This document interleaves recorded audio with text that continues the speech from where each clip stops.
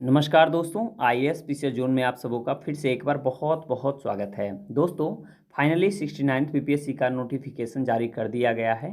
ठीक है ना। जैसा कि आपको बीपीएससी आयोग के द्वारा पहले ही सूचित किया गया था कि अब 69th बीपीएससी से भी एग्जामिनेशन होगा वह कंबाइंड एग्जामिनेशन होगा। ठीक है ना। तो इसमें जो है बहुत सारे अलग अलग पद निकाले गए हैं, जैसा कि आप नीचे नीचे जो है देख पाएंगे। ठीक है, यहाँ आप देख सकते हैं जिला समादेष्टा का जो है एक सीट है। फिर राजकर सहायक आयुक्त का आप देख सकते हैं यहाँ पे 3 सीट है। उसके बाद अवर निर्वाचन आयोग पदाधिकारी का जो है 4 सीट है। एक पदाधिकारी का आप देख सकते हैं 2 सीट है। उसके बाद बिहार शिक्षा सेवा प्रशासनिक उपसंवर्ग शिक्षा विभाग का आप यहाँ पे 2 सीट देख सकते हैं। फिर अधीक्षक मद निषेध जो है उसका भी आप देख सकते हैं यहाँ पे 2 सीट देख सकते हैं। जिला नियोजन पदाधिकारी का जो है, जो कि श्रम संसाधन विभाग का है, यहाँ भी आप 6 सीट देख सकते हैं। उसके बाद प्रखंड पंचायत राज पदाधिकारी जो कि पंचायती राज विभाग का है, तो यहाँ पे आप 29 सीट देख सकते हैं। ठीक है। उसके बाद राजस्व अधिकारी एवं समकक्ष के जो है जो कि राजस्व एवं भूमि सुधार विभाग का है, यहाँ पे जो है आप 168 पद देख सकते हैं। ठीक है, तो इसमें तो आप पद देख सकते हैं, बहुत सारा सीट है। उसके बाद फिर आप आगे देख सकते हैं जो कि प्रखंड अनुसूचित जाति एवं अनुसूचित जनजाति कल्याण पदाधिकारी का है। ठीक है, तो यहाँ भी आप देख सकते हैं कि यहाँ भी टोटल जो है 18 सीट है, यानी टोटल मिला करके जो है यह 235 सीट है। ठीक है, और सारणी 2 में आप देखेंगे, जैसा कि आपको बीपीएससी ने पहले ही बताया था कि यह एग्जामिनेशन कंबाइंड होगा। तो जो 69 बीपीएससी यानी प्रशासनिक विभाग का जो भी पद है वो तो ऊपर ही था। अब नीचे आप देख सकते हैं जो कि स्पेशली जैसे कि सीडीपीओ का निकाला जाता था। ठीक है, तो ये सब आप देख सकते हैं, जैसा कि आप सीडीपीओ का देख सकते हैं, बाल विकास परियोजना पदाधिकारी का। तो यहाँ पे आप देख सकते हैं सीटों की संख्या यहाँ पे 10 है। ठीक है। उसके बाद फिर वित्तीय प्रशासनिक पदाधिकारी एवं समकक्ष यानी वित्त विभाग का यहाँ पे आप 100 सीट देख सकते हैं। और उसके बाद पुलिस उपाधीक्षक जो कि तकनीशियन यानी टेक्नीशियन का है, तो यहाँ पे आप 1 सीट देख सकते हैं, यानी टोटल यहाँ पे 111 सीट है और ऊपर जो था 235 सीट था। फिर आप देख सकते हैं आरक्षण संबंधी। ठीक है, आरक्षण का लाभ राज्य सरकार के प्रचलित आरक्षण नियमों के अनुसार और राज्य सरकार के समक्ष स्तर में निर्गत प्रमाण पत्र के आधार पर ही देय होगा। राज्य के बाहर के अभ्यर्थियों को मात्र महिला एवं दिव्यांगता संबंधी आरक्षण का लाभ समान कोटि के अंतर्गत ही देय होगा। इन्हें कोई अन्य आरक्षण का लाभ देय नहीं होगा। ऑनलाइन आवेदन पत्र में इंगित कॉलम में आरक्षण का दावा नहीं करने पर आरक्षण का लाभ नहीं मिलेगा, ये भी आप ध्यान रखेंगे। ठीक है। फिर दिया गया है आवेदन में दिया गया स्थायी पता ही आरक्षण के प्रयोजन के लिए स्थायी निवास अनुमान्य होगा। उक्त आरक्षण के लिए उम्मीदवारों को स्थायी आवासीय प्रमाण पत्र प्रस्तुत करना अनिवार्य होगा, ये भी आप देख सकते हैं। ठीक है। उसके बाद फिर आप क्या देखेंगे कि जैसे कि इसमें आपको कौन कौन से डॉक्यूमेंट्स लगेंगे, तो आप यहाँ पे देख लेंगे कि अनुसूचित जाति एवं अनुसूचित जनजाति के उम्मीदवारों के लिए जो है निम्नलिखित प्रमाण पत्र जमा करना होगा। जैसे कि जाति प्रमाण पत्र, अस्थायी निवास जो कि डोमिसाइल जिसको कहते हैं वो होना चाहिए। ठीक है, तो आप ये देख सकते हैं। फिर देख सकते हैं कि पिछड़ा वर्ग एवं अत्यंत पिछड़ा वर्ग के उम्मीदवारों के लिए जो है क्रीमी लेयर रहित प्रमाण पत्र जमा करना अनिवार्य होगा। पिछड़ा वर्ग एवं अत्यंत पिछड़ा वर्ग की दशा में अपने स्थायी अधिवास अंचल के राज्य सरकार द्वारा अधिसूचित अंचल पदाधिकारी या राजस्व पदाधिकारी द्वारा निर्गत क्रीमी लेयर रहित प्रमाण पत्र एवं अपने अस्थायी अधिवास अंचल के राज्य सरकार द्वारा अधिसूचित अंचलाधिकारी द्वारा निर्गत अस्थायी निवास प्रमाण पत्र मान्य होंगे। फिर आप देख सकते हैं आरक्षण का दावा करने वाली विवाहित महिलाओं का जाति या क्रीमी लेयर रहित प्रमाण पत्र उनके पिता के नाम एवं पता के निर्गत होना चाहिए, न कि उनके पति के नाम से। यहाँ पे आप ध्यान देंगे। फिर उपर्युक्त आरक्षण संबंधी सभी प्रमाण पत्र आयोग कार्यालय में सत्यापन के समय मूल रूप से प्रस्तुत नहीं करने पर आरक्षण का लाभ देय नहीं होगा, तो आप इसे ध्यान रखेंगे। उसके बाद फिर जो है आरक्षण कोटि के उम्मीदवार अपनी जाति के अनुरूप पूर्ण रूप से संतुष्ट होने के पश्चात ही आरक्षण कोटि का अंकन ऑनलाइन आवेदन में संबंधित कॉलम में करेंगे एवं ऑनलाइन आवेदन भरते समय उनके पास आरक्षण कोटि के अनुरूप समक्ष प्राधिकार के निर्गत प्रमाण पत्र उपलब्ध होना अनिवार्य है। किसी प्रकार की त्रुटि होने पर आरक्षण का दावा मान्य नहीं होगा, यानी कि जो आप जो भी यहाँ डॉक्यूमेंट्स देंगे वह जो है फॉर्म भरने के पहले जो है आपका कंप्लीट होना चाहिए, तो आप इसे ध्यान देंगे। यदि आपका नहीं बना है तो आप जल्दी से उसको बनवा लीजिए। ओके, फिर आगे आप चलेंगे तो आप देखेंगे कि यह जो है ईडब्ल्यूएस के लिए खास करके यहाँ पे दिया गया है, जो भी ईडब्ल्यूएस के उम्मीदवार हैं। ठीक है, तो आप यहाँ पे देख सकते हैं जैसा कि यहाँ पे दिया गया है, जो भी ईडब्ल्यूएस के उम्मीदवार हैं उनका जो है देखिएगा यहाँ पे इस विज्ञापन हेतु वित्तीय वर्ष 2022-23 के आधार पर निर्गत ईडब्ल्यूएस प्रमाण पत्र मान होंगे, तो आप इसे भी आप ध्यान रखेंगे। तो यहाँ पे सारे जो है ये जो दिया गया है ये जो है फिर देखेंगे आप उम्र सीमा की हम बात करेंगे, ठीक है। तो उम्र सीमा जो है इसकी गणना 1/8/2023 को की जाएगी, 23 से की जाएगी। और न्यूनतम उम्र जो है जो कि 20 वर्ष, 21 वर्ष एवं 22 वर्ष है, यानी अलग अलग पद के लिए अलग अलग उम्र सीमा है। और अधिकतम की बात करें तो जो समान यानी अनारक्षित पुरुष होंगे उनके लिए 37 वर्ष अधिकतम होगा। अनारक्षित महिला, पिछड़ा वर्ग एवं अत्यंत पिछड़ा वर्ग पुरुष एवं महिला के लिए जो है 40 वर्ष होगा, ठीक है। अनुसूचित जाति एवं अनुसूचित जनजाति पुरुष एवं महिला के लिए 42 वर्ष होगा, जैसा कि आप देख सकते होंगे, ठीक है। फिर आप देखेंगे आयोग द्वारा मैट्रिकुलेशन या समतुल प्रमाण पत्र में अंकित उम्मीदवार की जन्म तिथि मान्य की जाएगी।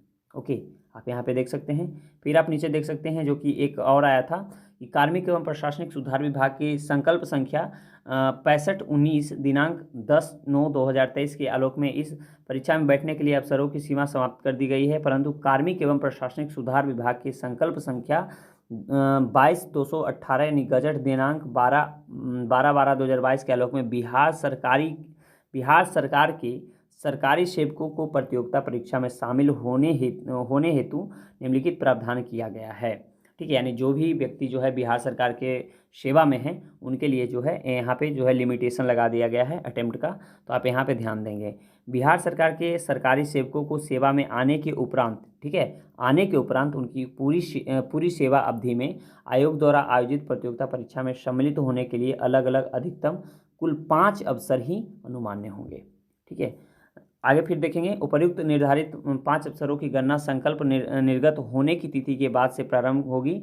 पूर्व में उपयोग कर लिए गए अवसरों एवं अवसरों की यथार्थ उपेक्षा की जाएगी, ठीक है। तो आप इसे ध्यान रखेंगे। फिर बिहार सरकार के सरकारी सेवकों को प्रतियोगिता परीक्षा में भाग लेने के लिए नियुक्ति हेतु निर्धारित अधिकतम आयु सीमा में 5 वर्ष की छूट पूर्ववत अनुमान्य होगी, परंतु उक्त आयु सीमा की छूट की अवधि में प्रतियोगिता परीक्षा में शामिल होने की अनुमति तभी दी जाएगी जब उसके द्वारा अब तक अधिकतम 5 अवसरों का उपयोग नहीं किया गया हो। तो आप इसे ध्यान रखेंगे, ठीक है। फिर आगे चलते हैं। तो आगे आप देखेंगे शारीरिक क्षमता जो कि बिहार पुलिस सेवा या जिला समादेष्टा, जिला अग्निशमन पदाधिकारी के लिए पुरुष उम्मीदवारों की न्यूनतम ऊंचाई जो है 5 फीट 5 इंच और न्यूनतम छाती की माप जो है बिना फुलाए 32 इंच होनी चाहिए, ठीक है। तो आप इसे ध्यान रखेंगे। फिर चलते हैं शुल्क की यदि मैं बात करूं तो अभ्यर्थियों को प्रत्येक परीक्षा, ठीक है, जैसे कि 69th civil service examination, CDPO, FAO, DSP जो कि टेक्नीशियन का है, ठीक है, के लिए बायोमेट्रिक फ़ी के रूप में 200 रुपये तथा अलग अलग प्रत्येक परीक्षा जैसे कि 69th civil service examination, CDPO, FAO, DYSP technician के लिए कोटिवार निम्न शुल्क जमा किया जाना है, ठीक है। समान अभ्यर्थियों के लिए जो है यहाँ पे 600 रुपये रखा गया है। केवल बिहार राज्य के अनुसूचित जाति एवं अनुसूचित जनजाति के लिए 150 रुपये रखा गया है। बिहार राज्य की स्थायी निवासी सभी आरक्षित महिला उम्मीदवारों के लिए जो है 150 रुपया रखा गया है। दिव्यांग अभ्यर्थियों के लिए जो है 150 रुपये रखा गया है। अन्य सभी उम्मीदवारों के लिए जो है 600 रुपये रखा गया है, यानी कि जो अदर स्टेट से भी भरेंगे उनको भी 600 रुपये यहाँ पे लगेगा। चलिए आगे आप देख सकते हैं। जैसा कि आप देख सकते हैं यहाँ पे दिया गया है वैसे अभ्यर्थी जिनके द्वारा ऑनलाइन आवेदन में पहचान पत्र के रूप में आधार कार्ड अंकित किया जाता है उन्हें बायोमेट्रिक फीस के रूप में 200 रुपये अतिरिक्त शुल्क का भुगतान नहीं करना होगा। तो आप इसे ध्यान रखेंगे, आप आधार कार्ड डालेंगे। फिर आप आगे देखेंगे जैसा कि आप देख सकते हैं परीक्षा की यदि मैं बात करूं तो यहाँ पे परीक्षा जो है 2 चरण में होगा, ठीक है। एक तो प्रारंभिक परीक्षा, फिर मेंस होगा और उसके बाद फिर इंटरव्यू होगा, फिर आपका फाइनल मेरिट लिस्ट बनेगा। जैसा कि आप देख सकते हैं प्रारंभिक परीक्षा जो है जैसा कि आप देख सकते हैं एकीकृत संयुक्त प्रारंभिक प्रतियोगिता परीक्षा समान अध्ययन विषय की होगी जिसके सभी प्रश्न वस्तुनिष्ठ प्रकृति की बहुविकल्पीय होंगे, ठीक है। परीक्षा की अवधि 2 घंटे की होगी और कुल अंक जो है 150 के होंगे, ओके, 150 अंक होंगे। प्रश्नवार बहुविकल्पीय उत्तरों में से प्रश्नवार किसी एक उत्तर का चयन अपेक्षित होगा, यानी आप एक प्रश्न के लिए एक ही उत्तर को चुन सकते हैं। फिर देखेंगे प्रारंभिक परीक्षा में गलत उत्तर के लिए नकारात्मक अंकन यानी निगेटिव मार्किंग किया जाएगा, तो आप इसे ध्यान रखेंगे। फिर आप देखेंगे कि प्रारंभिक परीक्षा महज जो है जांच परीक्षा होगी। इसके आधार पर मुख्य परीक्षा हेतु उम्मीदवारों की चयन किया जाएगा। मुख्य परीक्षा के लिए चुने जाने वाले उम्मीदवारों की संख्या कुल संसूचित रिक्तियों की 10 गुनी होगी। आप इसे भी ध्यान रखेंगे। कोटिवार समान कट ऑफ जो है अंक प्राप्त करने वाले सभी उम्मीदवारों का चयन मुख्य परीक्षा के लिए किया जाएगा। तो ये सब जो है आप देख सकते हैं, यहाँ पे विषय दिया गया है कौन कौन से विषय से पूछे जाएंगे, तो आप इसे आप ध्यान रखेंगे। ठीक है। फिर जैसा कि आप देख सकते हैं कि जैसे कि आप 69th बीपीएससी का ही एग्जामिनेशन के लिए सिर्फ आप भरना चाह रहे हैं, तो आपको जो है यहाँ पे क्या क्या सब्जेक्ट हो सकता है, आप इसे आप एक बार गौर से देख लेंगे। ठीक है। जैसा कि आप देख सकते हैं कि इसमें जब आप मेंस देने जाएंगे तो इसमें जो है एक समान हिंदी होगा जो कि 100 अंक का होगा। इस विषय जो है यह विषय सिर्फ क्वालिफाइंग होगा, इसमें आपको 30% अंक जो है लाना होगा। फिर समान अध्ययन होगा यानी जीएस पेपर 1 जिसमें कि आपको 300 अंक का होगा। फिर समान अध्ययन द्वितीय प्रश्न पत्र होगा जिसमें भी 300 अंक का होगा, और निबंध भी जो है वह 300 अंक का होगा। ठीक है। तो यानी यहाँ पे 900 अंक का होगा, 100 अंक का यहाँ पे क्वालिफाइंग होगा। ठीक है। चलिए फिर देखेंगे आप वैकल्पिक विषय। ठीक है। तो अब वैकल्पिक विषय जो है इस बार से क्या किया है, यानी 68 बीपीएससी से ही क्या कर दिया गया है कि अब जो है यह एमसीक्यू टाइप का होगा जो कि 100 प्रश्न होंगे। ठीक है। और इसमें भी जो है आपको जो है सिर्फ पास करना है, अब इसका नंबर जो है आपके मेरिट में नहीं जुटेगा। ठीक है। तो आप देख सकते हैं ये सब जो सब्जेक्ट यहाँ पे दिए गए हैं, ये सब सब्जेक्ट में से आप कोई भी जो है वैकल्पिक एक विषय को रख सकते हैं। ठीक है। फिर यदि मैं बात करूँ CDPO के यानी बाल विकास परियोजना पदाधिकारी का, तो इसमें भी जो है मेंस के लिए समान हिंदी का एक प्रश्न पत्र होगा जो कि 100 अंक का होगा, यह भी जो है क्वालिफाइंग नेचर का होगा। ठीक है। फिर समान अध्ययन प्रश्न पत्र 2 होगा 1 होगा जो कि 300 अंक का होगा। फिर समान अध्ययन दूसरे प्रश्न पत्र होगा जो भी 300 अंक का होगा। यहाँ पे जो है आपको एक ऑप्शनल चूज़ करना होगा। ठीक है। जैसे कि आप इसमें से कोई भी सब्जेक्ट से ग्रेजुएशन किए हैं तो ज़रूरी नहीं है कि आप ऑप्शनल के लिए भी वही सब्जेक्ट रखें, आप कोई भी इसमें से एक सब्जेक्ट रख सकते हैं, उसका जो है आपको 300 नंबर का यहाँ पे एग्जामिनेशन देना होगा। तो आप इसे ध्यान रखेंगे। चलिए फिर आप देखेंगे वित्तीय प्रशासनिक पदाधिकारी एवं समकक्ष के लिए, तो यहाँ पर भी जो है आपको 100 अंक का जो है क्वालिफाइंग नेचर का जो है 100 नंबर का हिंदी होगा जो कि आपको क्वालिफाइंग करना होगा, उसमें 30% लाना होगा। फिर समान अध्ययन का प्रश्न पत्र 1 जो कि 300 अंक का होगा, प्रश्न पत्र 2 जो कि 300 का होगा। और यहाँ भी जो है आपको एक सब्जेक्ट का चयन करना होगा, इसी में से जो है आपको 300 नंबर का आएगा। तो आप यहाँ पे ध्यान देंगे। और फिर देखेंगे आप पुलिस उपाधीक्षक जो कि टेक्नीशियन का है, तो यहाँ भी आपको जो है 100 अंक का एक हिंदी का जो क्वालिफाइंग पेपर होगा ये भी देखना होगा। फिर समान अध्ययन का जो है 300 अंक का होगा। फिर समान अध्ययन पेपर 2 का जो है 300 अंक का होगा। निबंध जो है यहाँ भी रहेगा वो भी 300 अंक का होगा। ठीक है। यहाँ भी जो ये क्या बोलता है, यहाँ पे जो वैकल्पिक विषय है ये भी 300 अंक का होगा, यहाँ पे आपको विशेष ध्यान देना है। ठीक है। वो समय तो क्या था कि जैसे कि 69 के लिए तो आपको क्वालिफाइंग था 100 नंबर का, यहाँ पे जो है 300 अंक का होगा, तो आप इसे ध्यान देंगे। ठीक है। और जो है इसमें से आप कोई भी एक सब्जेक्ट को रख सकते हैं। तो ये तो था। और उसके बाद फिर आप देख सकते हैं कि यदि आप मेंस भी क्वालिफाई कर लेंगे तो फिर आपका जो है क्या बोलता है इंटरव्यू के लिए आपको कॉल किया जाएगा। ठीक है। चलिए तो आप ये सब देख सकते हैं। उसके बाद फिर जो है बस यही था, और तो इसमें कुछ एक्स्ट्रा नहीं है। तो आप लोग जो है हाँ, यहाँ पे एक इम्पोर्टेंट चीज़ क्या है कि ऑनलाइन जो आवेदन भरना है इसका तिथि जो है 15/7/2023 है, और ऑनलाइन आवेदन भरने की अंतिम तिथि जो है 5/8/2023 है। तो आप इसे ध्यान रखेंगे। ठीक है।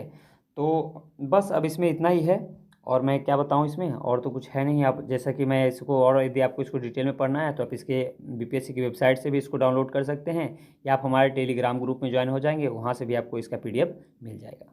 तो चलिए हम मिलते हैं अगले वीडियो में, तब तक अपना ध्यान रखें। जय हिंद।